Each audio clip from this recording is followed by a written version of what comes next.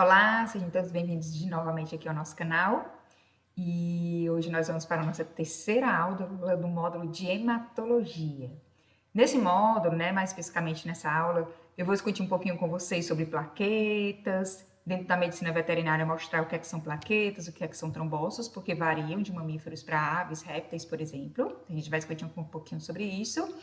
Vou falar um pouquinho das funções das plaquetas e vou finalizar, com a cascata da coagulação, porque existem muitas doenças, não só na medicina humana, mas na medicina veterinária, que envolve, sim, doenças voltadas para as coagulopatias. Mas aí são sendo os próximos capítulos para a gente, tá certo? Essa terceira aula, nós vamos discutir apenas isso, tá? Morfologia das plaquetas, funções delas e a cascata da coagulação. Então, sejam novamente bem-vindos ao canal Professora Karine Leite.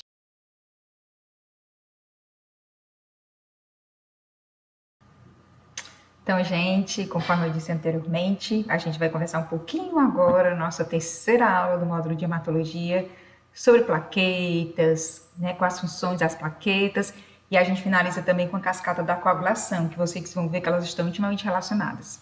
Aí eu coloquei aqui, esse bonequinho desesperado, gente, é porque a plaqueta realmente, gente, ela é de grande importância, sim, para o ser humano e para os animais, tá certo? Então, ela pega alguns desafios aí que não são fáceis, tá certo? Sejam bem-vindos aqui ao nosso canal novamente, tá? Então, o que são as plaquetas, gente? Não sei se vocês já ouviram falar, Mas as plaquetas, gente, elas são, dependendo da condição, nos mamíferos, elas são fragmentos de células que a gente consegue visualizar aqui nesse estilhaço sanguíneo. Então, tudo isso que vocês estão vendo, tá certo? Esses pontinhos aqui estão aqui no meu pointer laser, Não são células, diferente aqui, por exemplo, das hemácias, capítulos anteriores da nossa novela, tá? Então, são fragmentos de células nos mamíferos, mas nas aves, répteis e anfíbios, eles não têm plaquetas, eles têm trombócitos, que realmente são células, que eu vou já mostrar aqui para vocês, tá? Então, aqui é estilhaço sanguíneo, tá certo? Provavelmente aqui de um felino, tá? De um gatinho, mostrando aqui que as plaquetas, elas são fragmentos de células, mas de extrema importância, tá? Então, de onde vem, qual é a origem das plaquetas? Nós vimos nas duas primeiras aulas aqui no canal, que tanto as hemácias quanto os leucócitos, elas vêm de extinção, elas vêm de células-tronco. Então, as plaquetas, elas também não são diferentes. Então, as plaquetas, elas vêm sim de extinção, tá certo? Tem todos os fatores de crescimento atuando ali nela, gerando ao final os megacariócitos, e esses megacariócitos, tá, que vão dar origem às plaquetas, que são nos mamíferos, mais uma vez, fragmentos de células, tá? E para que servem as plaquetas? Quais são as funções delas? Vamos já discutir um pouquinho, tá? Então, aqui mostrando essa segunda imagem também o estilhaço sanguíneo, tá? Então, bem aqui, ó, que vocês conseguem visualizar, que eu tô mostrando aqui com laser, o pointer laser, tá certo? Aqui a gente tem, sim, trombócitos, tá? Então, eles têm núcleos, sim. Então, aves, répteis e anfíbios, dizendo mais uma vez, não tem plaquetas e, sim, trombócitos. Aproveitando aqui a deixa desse estilhaço sanguíneo aqui, realizado no nosso laboratório, aqui nós temos as hemácias, que as hemácias aqui é de uma calopsita, esse estilhaço sanguíneo, elas são totalmente diferentes dos mamíferos, Elas são mais elípticas, elas têm núcleos, tá certo? Então, só aproveitando aqui a deixa, tá? Então, dizendo que nesse estilhaço sanguíneo da calopsita, nós temos aqui trombócitos, que são, de fato, realmente células sanguíneas, tá? Esse pequeno vídeo eu trouxe aqui para vocês, mostrando as plaquetas. Vou só tirar aqui meu pointer para eu poder mostrar o videozinho aqui para vocês. E já de antemão digo, esse estilhaço sanguíneo é de um felino, onde a gente consegue visualizar, gente, ó, muito agregado plaquetário aqui, tá? Em gatos é comum, sim, porque eles são, eles têm um nível de cortisol maior, eles são estressados, tá? Então, vou só mostrar aqui para vocês um pequeno videozinho que eu fiz, mostrando o estilhaço sanguíneo aqui de um felino, tá? Então, vejam aqui, ó, neutrófilos, tá certo? Linfócitos, hemácias, e vejam, ó, plaquetas aqui no nosso vídeo, tá? Algumas mais agregadas, outras menos agregadas, E aí, no estilhaço sanguíneo, a gente já tem noção, gente, se esse paciente tem trombocitose ou tem trombocitopenia. Quando a gente consegue visualizar em um campo, pequena quantidade de plaquetas, Então, a gente já tem a noção de que esse animalzinho ou esse paciente tem trombocitopenia.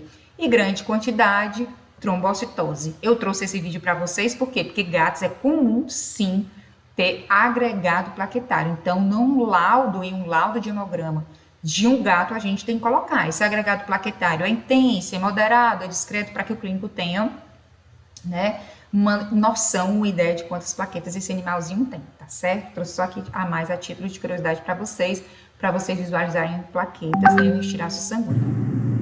Ok? Ó, mostrando aqui mais uma vez, tá certo? É aqui a agregação plaquetária, ok? Só para vocês terem noção, hemácias, leucócitos, ó, de novo aqui a agregação plaquetária.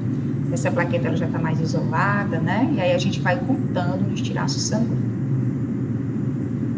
Ok? Só para vocês terem aqui uma noção. Então, vamos continuando aqui, tá? Então, gente, para que servem as plaquetas que eu mostrei no primeiro slide, né, da nossa abertura, que ela fica meio que desesperada, porque ela tem uma função muito importante, gente, ó. As plaquetas, elas estão envolvidas em um processo de coagulação, ou seja, coágulo no sangue, né?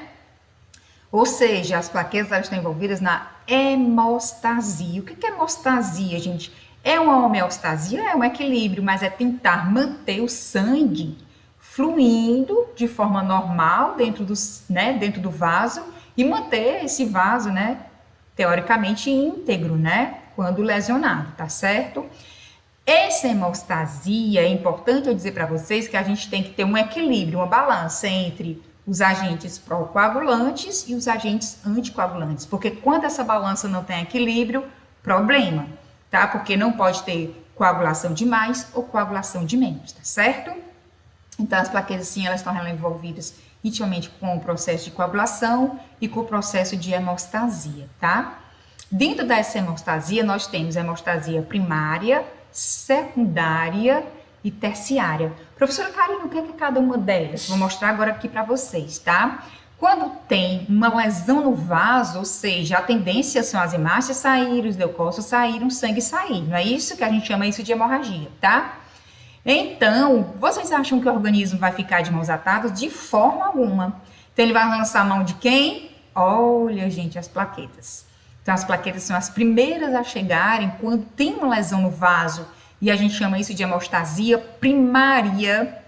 Essas plaquetas, né, quando tem a lesão no vaso, expõe o colágeno do vaso e, consequentemente, libera mediadores, como o von Willebrand, tá certo? Que vão ativar essas plaquetas. E essas plaquetas, elas vão chegar no local dizendo assim, fica aí hemácias, fica aí sangue no vaso, tá certo? A gente chama isso de hemostasia primária.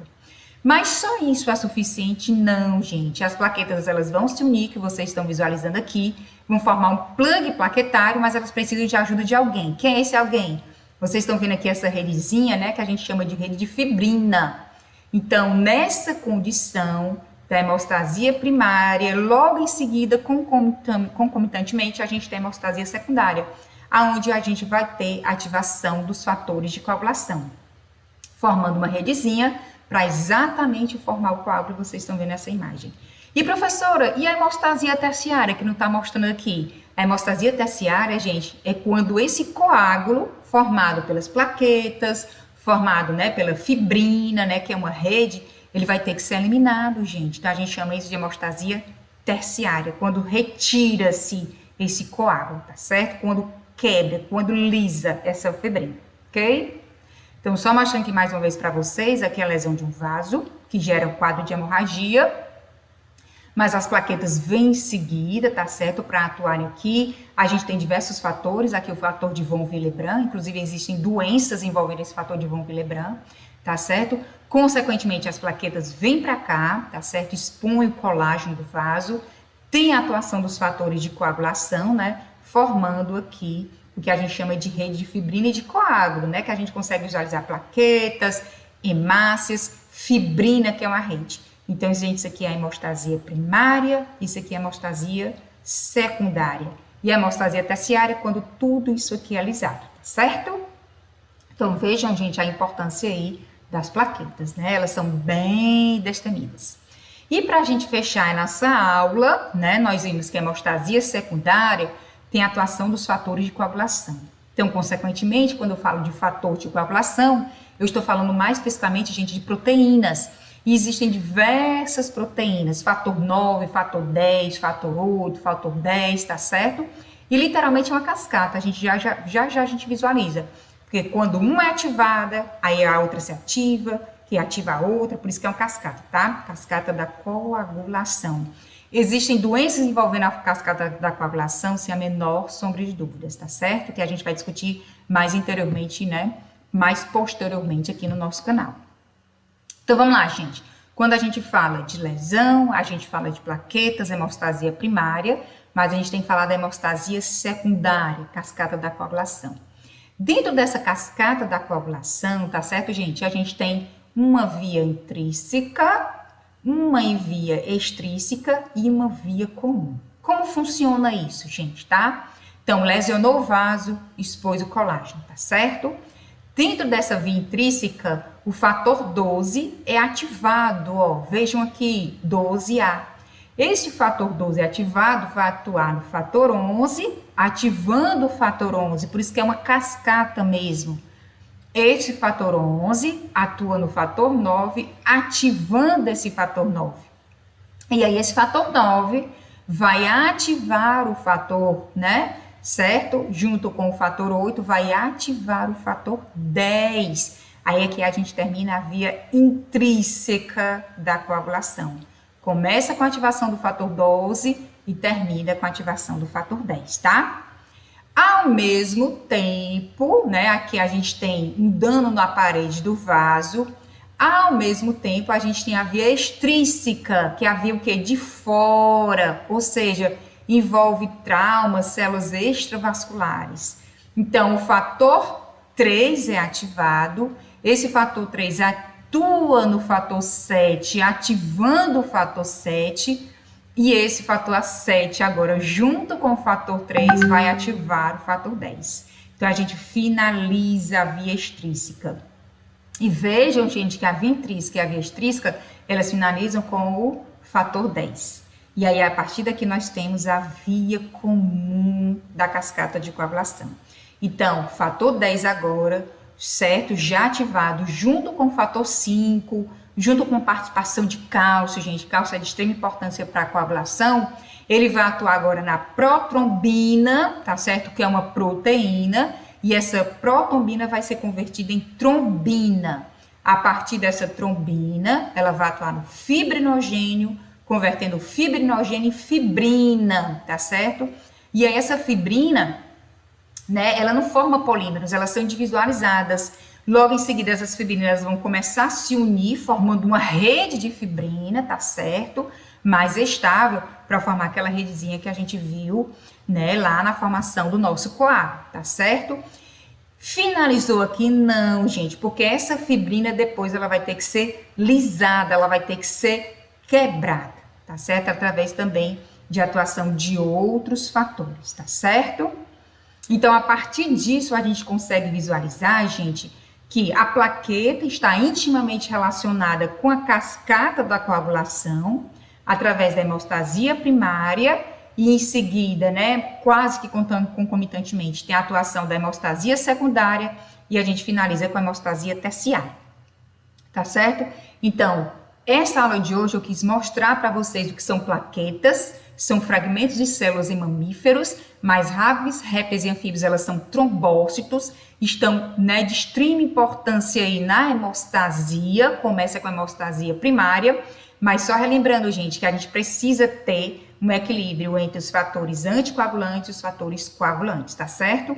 Existem doenças envolvendo plaquetas? Sim. Existem o que a gente chama de trombocitopenia, onde o paciente tem redução de plaquetas abaixo da referência mínima. Trombocitose, onde o paciente tem plaquetas acima da referência máxima, tá certo? Existem doenças que envolvem, né, o paciente tem plaquetas dentro da normalidade, mas essas plaquetas elas não atuam, né, de forma correta, ou seja, tem problema na função dela, tá certo? E a gente também tem as coagulopatias, tá certo? Que envolve não as plaquetas, e sim os fatores de coagulação. Então, quando o animalzinho, por exemplo, persiste, sempre tendo hemorragias, mas o hemograma dele mostra plaquetas dentro da normalidade, o clínico tem que investigar. Opa, pode ser alguma coisa nos problemas dos fatores de coagulação.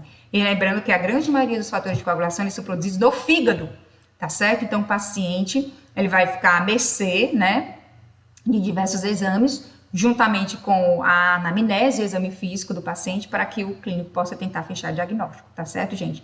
Então, as plaquetas, apesar de serem pequenas, ou até mesmo fragmentos de células, elas têm extrema importância, desenvolvem extrema importância no organismo do paciente, tá certo? Então, isso era o que eu queria mostrar hoje para vocês. Agradeço mais uma vez a atenção. Sejam bem-vindos ao nosso canal, se inscrevam, tá certo, no nosso canal, divulguem o nosso canal e as nossas aulas, tá certo? Obrigada pela atenção. E até a próxima aula.